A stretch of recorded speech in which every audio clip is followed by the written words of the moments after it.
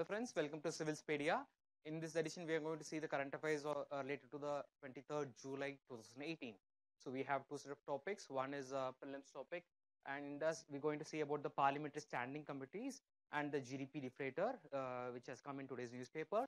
And the discussion topic, we are going to see about the Tiger Census and about adultery. What exactly the Supreme Court and the government has a tussle between the whether to decriminalize adultery or not. Okay, so these are the two set of topics we are going to see today. And coming to the first one, this is about the Parliamentary Standing Committee. This was in news because of an article which says that watershed development projects lagging behind badly, and this was according to a report given by the Parliamentary Standing Committee, which says 10% of the projects are complete, rest apart is still pending. Okay, so they mentioned about a Parliamentary Standing Committee, which is again a Standing Committee on Rural Development. Okay, this means the Standing Committee is associated with a kind of department normally. Okay, so what you got to focus on this sort of an article in the sense like, okay, from the mains perspective, you can speak about the watershed development projects and how far it is lagging, what are the reasons for lagging and all. Okay, and you can even go through the schemes like Pradhanamantri Krishi Sinchay Yojana, and they mentioned about Manrega, all those things and all. Okay, but apart from that, when we're speaking about the Parliamentary Standing Committee, if any sort of news such this occurs, like you got to focus on the Parliamentary Standing Committee. So what is basically a standing committee? So how many committees are there? So as far as the parliamentary committees are concerned, there are two committees. One is an ad hoc committee and another is a standing committee. Ad hoc committee is formed for the time being for a limited period, or for once the work is done for which the committee is formed, it will be disbanded. But whereas a standing committee is the one kind of a permanency wherein the members alone chosen once in 1 year or so. Okay, they are normally appointed or nominated by the chairman of Rajya Sabha or the speaker of Lok Sabha. So what you got to focus on in the sense like here, as I said, one is ad hoc committee, one is on standing committee. Among the standing committee, you have various set of committees related to business, related to ethics and all. But one thing you got to focus on the Parliamentary Standing Committee, that is department related standing committee. So this committee, we have 24 such committees as of now, and these committees are the one like which will be taking care of the these kinds of reports. Okay, they'll examine the bills related to the department, they'll look after the annual reports related to the department, and they'll look after the kind of funds that is a demand for grants given. Okay, so all those things will be considered, and then based on the membership, like they'll focus on the what exactly, whether the amount has been spent or not, whether the bill which is concerned to the department has been it is good or not. Okay, so they'll look into the opinions of the stakeholders and then they'll finalize it actually. Okay, so here, since it is related to Pradhanamantri Krishi Sinchay Yojana and Mahatma Gandhi National Rural Employment Guarantee Program, it is the standing committee related to rural development which has taken the initiative of this report. Okay, so this is how you got to focus on the committees. Next is about the concept called GDP Deflator. Okay, even this is in news. There is an explainer column in the business page, and where you could see a concept called GDP Deflator. Okay, so basically what you got to know from the prelims perspective, you got to know the formula of it. Okay, the formula of to GDP price deflator is equal to that is a nominal GDP divided by the real GDP into 100. Okay, so you got to know like why it is used and what exactly it is. Okay, so this ratio helps to show the extent to which increase in gross domestic product has happened on account of higher prices rather than increase in output. Okay, so this is the point you got to focus on. So please carry a newspaper when you watch this video and then like highlight these points. Okay, so what is it basically?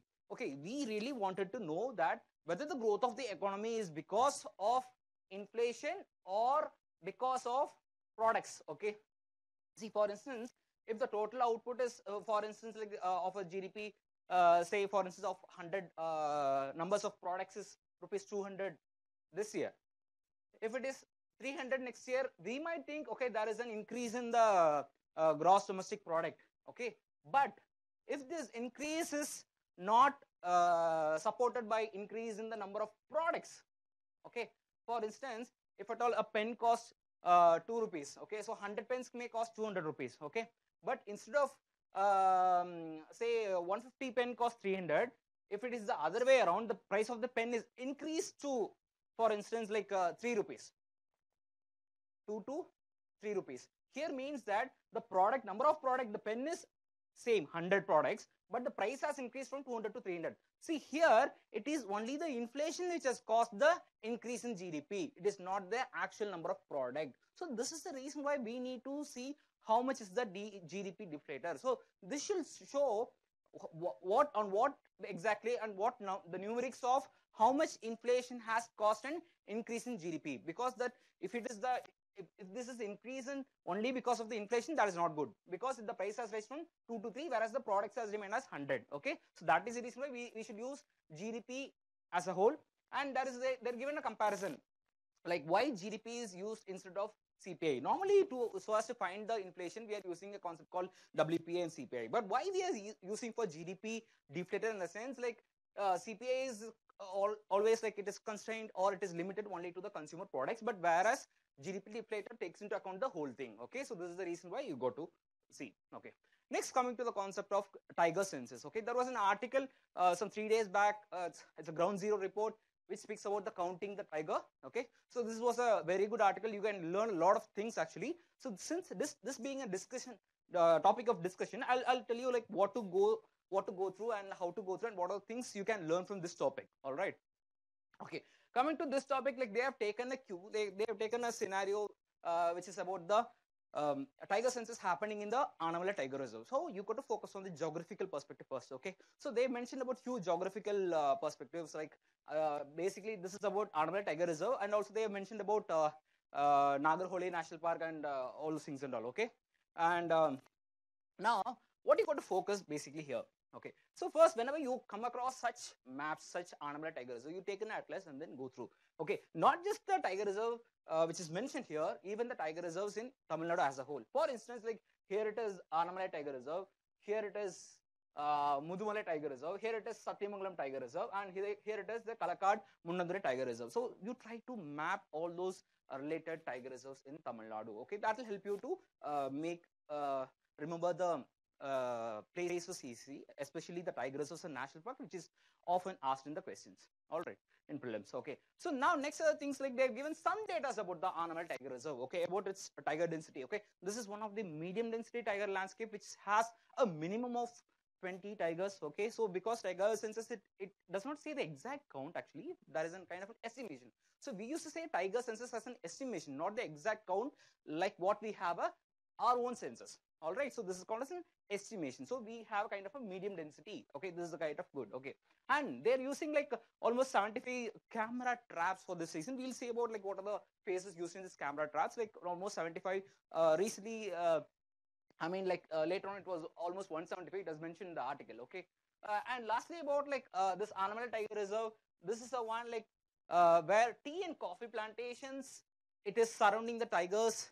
Tiger reserves, evergreen forest patches. Okay, so this means what? This Annamalai Tiger Reserve, it has a lot many evergreen forests, and amidst which we have a tea and other coffee plantation also, which is kind of an affecting the biodiversity, maybe the movement of animals as well. All right, so so this is a kind of an map which shows that like how fragmented it is. See, normally these are the greeny patches or the one like which is about the evergreen forest, and these are the plantations actually. Okay, look here, like how these fragmented are these forests. Okay, so whenever there is a movement of animals, it gets affected by the plantations. Okay, you can have a greater idea about how these plantations impact the life of wild animals, how it affects the movement actually. Because you might be seeing about the elephant corridors, like see, elephant moves on a specific place, how does this affects also. Okay, all right, because why I'm speaking about elephant corridor as well, elephant is the one which makes way for the all these tigers and other big mammals as well, not just like all those carnivores, omnivores, big mammals and all those big animals. They'll follow the path which is created by the elephant corridors. Okay, so that is the reason why you got to know this thing. All right, and next, coming to the part of tigers estimation. So this article exhaustively covers about the tiger estimation. So here we got to focus about the what tiger estimation, what is the importance of this thing. Okay, things you got to focus from the prelims perspective also. So how this is done? This is done once in 4 years, and it is done in 4 distinct phases as well. And this is the 4th such estimation as of now. Okay, even though the project Tiger was started in 1974, and this is the 4th such estimation with respect to kind of a new technique and kind of a proper format followed. Okay, And lastly, like you got to focus on the kind of habitat. Okay, we almost have 4 lakh square kilometers of habitat, and that is concentrated on 18 states. For instance, some states like Himachal, they don't have a tigers. Jammu and Kashmir, they have snow leopards. Okay, so like you got to focus on those states which have, because questions have been asked on that also. They used to match a they used to ask match the following tiger reserve with the state. Okay, so this will help you in answering that also. And lastly, what is the institute? This is an institute which is again involved along with NTCA, National Tiger Conservation Authority, and this Wildlife Institute of India, which has the biologist. This is involved in the tiger census. Okay, so this is what you basically know about earlier tiger estimation. Now, coming about this part, like I said, we have 4 phases. Okay, of when we speak about the 4 phases of this tiger census, you got to focus on the first one. Like one is about like phase 1, phase 2, phase 3. We'll see later on. Okay, so this is basically based on a kind of index. Okay, how this index is calculated. So as far as phase 1 is concerned, who is involved?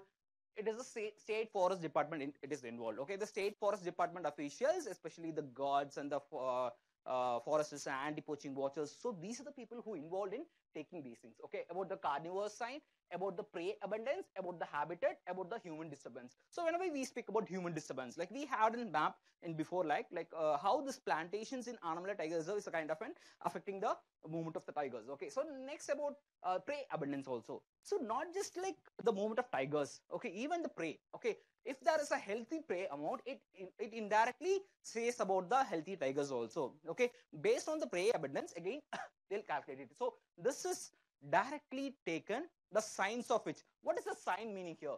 The sign may be a pug mark, the sign may be a scat mark. Okay, so these signs are taken and then it is collected and then it is given. It is given to later on to the Wildlife Institute of India.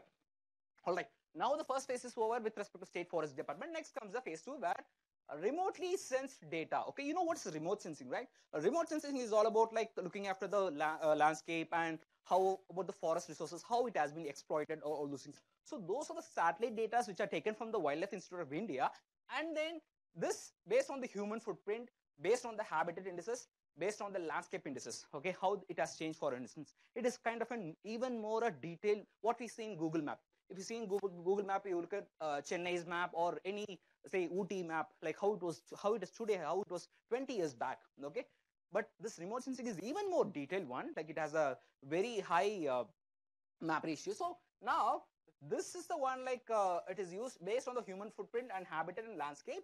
They'll form these biologists and the scientists in this WII, Wildlife Institute in India, they'll gather some data. Okay, so now within these data, that is a third thing. Okay, so this is what this article is about. There is a picture like showing like how camera traps are used, because this article spoke about the camera traps used in Anamala Tiger Reserve about like some 75 to 175. Okay, so this is done for a period of time. Okay, so this based on the camera traps. Okay, based on the camera traps, mark recapturing. We'll see about what is this mark recapturing. Okay, based on these camera traps, what are the photos taken?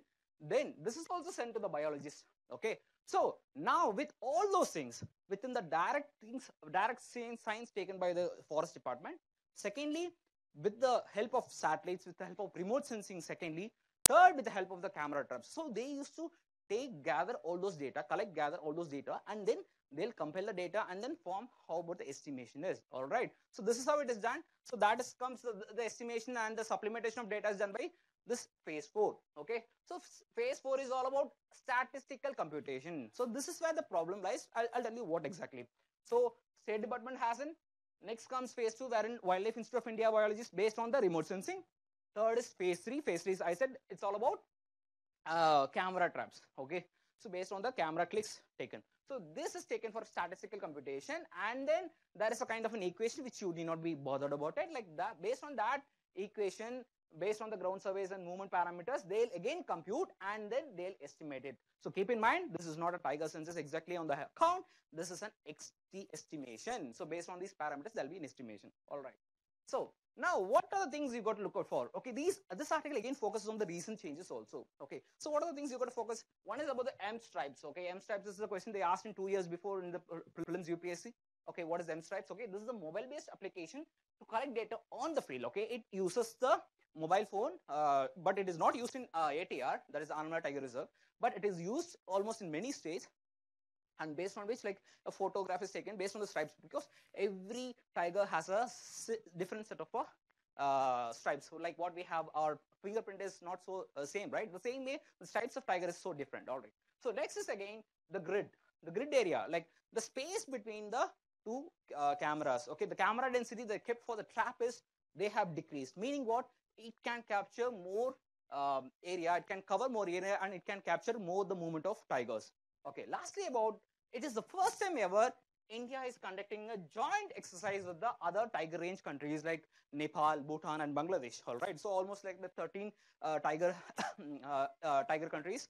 So you got to focus on these countries also, and like why India has to conduct this exercise along with the tiger range countries, because we have few tiger reserves in Bihar and UP, where we are in Sundarbans, okay, wherein like we share the tiger reserve with the other forests in other countries, where it is kind of a transboundary tiger reserve. So there is a possibility of being double counted. So that is the reason why we are jointly conducting the exercise with the tiger range countries. This is also you got to focus on. So these are three recent changes done in the tiger estimation, right? Now, lastly, we speak about there is a word called spatially explicit capture recapture method normally.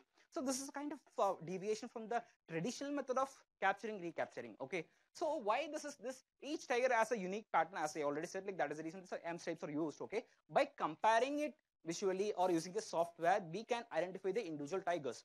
You know what, before introduction of this method, this four-faced method, there is to be the pug mark identification only based on the pug mark. Okay, normally in this pug mark it is very subject to differentiation, because like it depends on the time when the tiger comes, where it lands. Actually, if it is very near to the, for instance, rivers, it will be again easily wiped out. Okay, so there is the using of plaster of Paris and all. So this created a lot of confusion about the uniqueness. Okay, so that is the reason why like we have switched on to the technological improvement, that is a spatially explicit capture recapture. So this is what, like again, a tiger is captured, a specific tiger is captured on the camera, as well as number of times the camera is recaptured, because a tiger may move from here to here, here to say from one point to another point. Okay, so in each camera it is with the help of the GPS coordinates, everything is captured, and they want to know the how much the area this covers normally. Since tiger being a solitary animal, it will help in estimating like what is its boundary and what are the other carnivores also, and even between whether there is any kind of an a problem between two tigers. Okay, we keep in mind tiger is a solitary animal. All right, fine. So next is about the tiger population. Okay, we are speaking so proudly about, okay, tiger has increased. Has it really? No. Okay, I'm not saying no, this is being said by some people, like a set of researchers, they say it. Okay, so now if you take into the facts, okay, the fact says that since 2016 there is an increase of about 5.8% of tigers per year. Okay, and you see the significant jump in the numbers. Okay, almost 2002 26, it was almost like only 1,400 in 2006. Okay, so this quantum jump actually. Okay, so now the global tiger estimates also, it's growing from 3,200 to 3,890. There are a lot many factors I said. Okay, one may be double counting again. Now, what are the basic premises these contentions are based on? Like why they say this tiger population estimate is wrong, there is an increase in population. The reason being is that two. One, the researchers say that this increase in tiger estimates, it is just by the changes in the survey methods. Okay, so we don't have a proper method followed for a long time. We keep on changing the methods. Okay, and right now we are deploying more camera traps and changes in analytical methods, like how we change the WP and CPI methods, the Bayesian and all those things. The same way we are changing the method in analyzing. Okay, this analyzing methods has a change, as well as the number of camera traps. See, I said a word like there is this grid has been increased. Okay, the density of the grid has been increased from, from 4 to 2 actually. So this is the reason why when there is more number of, when there is for almost like with 538 increase in the number of camera traps, there was a resultant 144% increase in the number of tigers. Maybe what, like with increase in number of camera, there was an increase in number of tigers also. There is a probability of getting it captured. So maybe again, they are saying the data which is taken before this method is wrong. Okay, and second is the index calibration method, which is used to extrapolation. What is this extrapolation?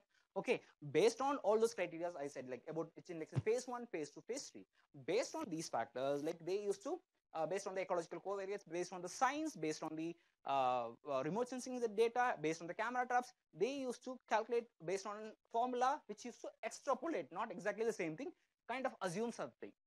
This extrapolation, it is said it is invalid by some of the scientists. All right, because this has been contended in some other countries also. Now, if you think about the way forward, like how it should be done, okay, so you know what is the problems about the current phase, like what is about the problems in the current way of estimation, and you know what the ways it is, the phases which is used, the phases which is involved in tiger census, and please know about the geographical area also. So whenever such article comes in, especially in ground zero, some few months we had an article about the arsenic also, ground arsenic in West Bengal area. So when such ground zero article comes in, please focus, because it takes into factor all the things about the geography, about the analytical perspective also. So please go through that actually. All right. Now, next is the concept of adultery. Okay, so now there is so much in news for the last few weeks about adultery. Why this adultery news? Because there is a constitutional bench which is taking care whether to decide like whether adultery should be decriminalized or not. Okay, so what exactly, first I'll go to what is the definition of adultery. Adultery is like section 497 of the Indian Penal Code speaks about adultery. Okay, so this is what the verbatim is. Okay, whoever has a sexual intercourse with a person who is and whom he knows has a reason to believe to be the wife of another man without the consent or connivance. Okay, so here is the word consent or the connivance of that man. Such sexual intercourse not amounting to the offense of rape is guilty of the offense of adultery and shall be punished with the imprisonment of a term which may extend 5 years or with fine or both. In such a case, the wife shall not be punishable as an abettor. So what exactly this adultery is all about? Okay, for instance, there are two persons, one is A and B, okay, and say someone like Y is B's wife. Okay, so if A involves in an sexual intercourse with B's wife, okay, B's wife is, so if A involves in the sexual intercourse with Y, that is B's wife, without the consent of B, okay, so A will be punished for adultery. All right, A will be punished for adultery, whereas Y, the woman, she won't be punished for this abettor as abettor in the sense who assists that. Okay, so now what are the problems? So from the definition itself, it is very evident that okay, there is a problem about the equality. Now, why this is in contention? As I already said, like this has been put in contention by the court. Okay, so whenever we are speaking about the constitutionality, whether we are speaking about the decriminalization, we got to focus on what are the articles which is being the problem for it. Okay, first is about Article 14, Article 15, Article 21. So what does Article 14 speaks about? Right to equality. Article 15 speaks about prohibition on the prohibit to discrimination on the grounds of race, religion, caste, sex, place of birth, and Article 21 about right to life and personal liberty. Let us see like how these grounds has been included. Okay, first about Article 14. Article 14 speaks about equality. Okay, here what are the matters of contention? Okay, here it is said like if it is carried with the consent of both the adults, only one. So even though, as the example I said, okay, it is B's wife. Okay, even though A and Y has the consent, they have a consensual sex, but still it is only one of the parties, that is the men, only being punished, prosecuted. But whereas the woman, she is not prosecuted and she enjoys an absolute immunity. So this is the first point of contention with regard to Article 14. Secondly, about only the husband of the woman involved enjoys the right to prosecute. Okay, so who can give a complaint? It's not anyone can give a complaint, and it is only the person B who is affected, okay, whose wife has involved in the sexual intercourse, like only this person can give a complaint against B, can give a complaint against A. Even the woman, the wife, she can't give because she has had with the consent. Okay, so again this says that since only the woman, only the husband of the woman enjoys the right to prosecute, while the wife involved, for instance, if A is married, If at all A's wife want to file a case, she cannot file it. So this says that, again, this is against equality. So one, it is giving an immunity, absolute immunity to the woman. On the other hand, it is giving the right to prosecute only to a husband of the wife who is affected. So in such case, what is happening? Like we'll see about like how this husband like woman is treated as a property also. Okay. Now coming to Article 15. So we saw about like Article 14. Now about Article 15. Article 15 speaks about, it not only creates a categorization among the two sexes, that is not just between male versus female, but also unequal treatment amongst the males as well.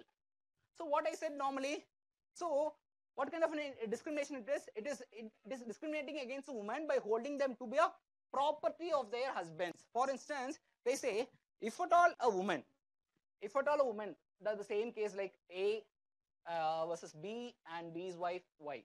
Okay, if at all a person A has an intercourse with Y with the permission of B, meaning what? So if B gives a consent, like okay, fine, you can have an intercourse with my wife. So if that is possible, anything that happen like that, if that is the case, meaning what? That is not an offense. So this case makes wife a property. So you can use the wife if you wish to with my consent. So this is something like it says that like it is again inequality, it is a discrimination based on the sex, and not within that, even within the sexes also, about the married and unmarried also. Here it is again speaking about the married. Only a married woman can be brought into that. If at all A has some intercourse with an unmarried, it is not again.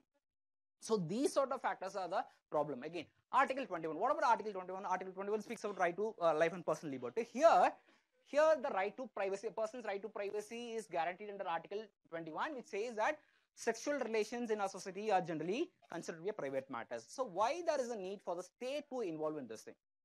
So this is another factor which you've got to keep in mind. All right. Now, what is the stand of judiciary? The stand of judiciary is that its constitutionality has been challenged several times from 1954, 1985 and 1988. Even now it is in the court. Okay. Now, what on all these occasions the Supreme Court has refused to quash the provisions. So, okay, it said like, no, it's not wrong. The reason being that the court said like a woman in an adulterous relationship is a victim. She is not the seducer. She is not involving in to abetting or seducing that. Okay, so again it is again keeping like women under the control of men. Okay, they're not independent of taking decisions maybe. All right, so this is the reason why man is taken as a seducer but not the woman, and woman is taken only as the victim. That is the reason why she is not being punished. All right, so this is the factor.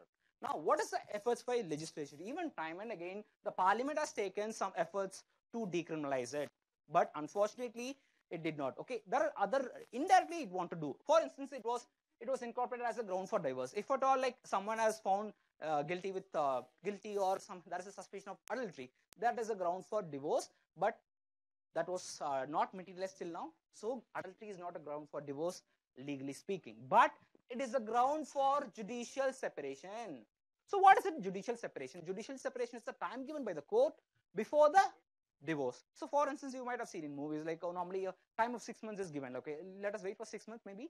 If at all you are able to reconcile again, fine, not an issue, fine. If it is not, leave it. Okay, so that time there is a separation judicially. Even they won't be part of the same home or something like that. So if in the case of judicial separation, like if there is an adultery, that can be a ground for judicial separation filed in court, but not as in divorce. Now, what about the recommendations of the Law Commission?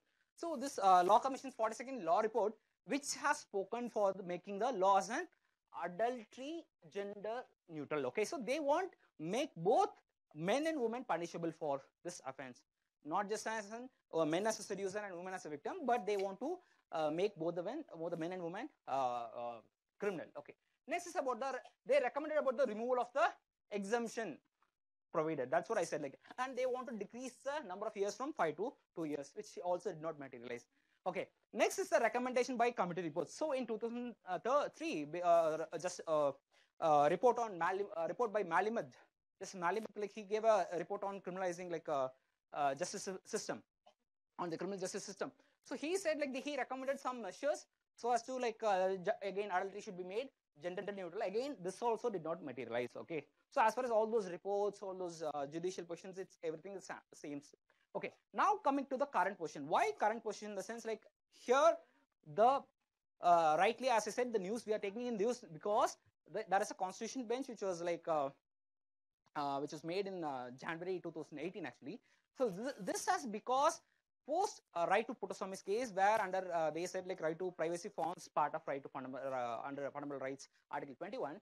They said sexual privacy is the integral part of the right to privacy. So there is no state, there is no purpose of the state to involve this thing. So this is a kind of a matrimonial dispute. Why should the state be concerned and then criminalizing the nature? Okay. So again, this now the Supreme Court has referred the case into the constitutional bench, and now the contention. What is the contention of the government? The government is opposing this move. Okay, so it is based on two things. One is about the Law Commission of India, and one is about the Parliamentary Committee. And one is about the Law Commission of India. Like it has said that. I mean, like even though the 42nd Law Commission has said like it has to be made gender neutral. Now the current Law Commission, it is identifying certain focus areas by forming the subgroups. Okay, they said, the government said like before decriminalizing, please wait for the report of Law Commission of India. And second thing, they are again relying on the Parliamentary Committee report, which says that like the object of the section is to preserve the sanctity of the marriage, like because so once if it is taken away, then there will be many crimes which may disturb the very sanction of so-called institution called marriage. Okay. On the other hand, the proponents of decriminalization, the proponents say that like now adultery is, whenever we are speaking about sanctity of marriage, they say that like it is a complete dent on the independent identity of women, and it in fact amounts to called as institutionalized discrimination. Okay. And in the name of marriage. In the name of marriage, you are discriminating the rights on the independency of the woman. All right. And next is about adultery, which is a consequence of the collapse of faith. Okay. So adultery is basically what is about. It's about the failure in the faith and conscience. That is the reason why like they are going to other relationship. And so this requires a corrective action, not a penalizing action. Meaning what?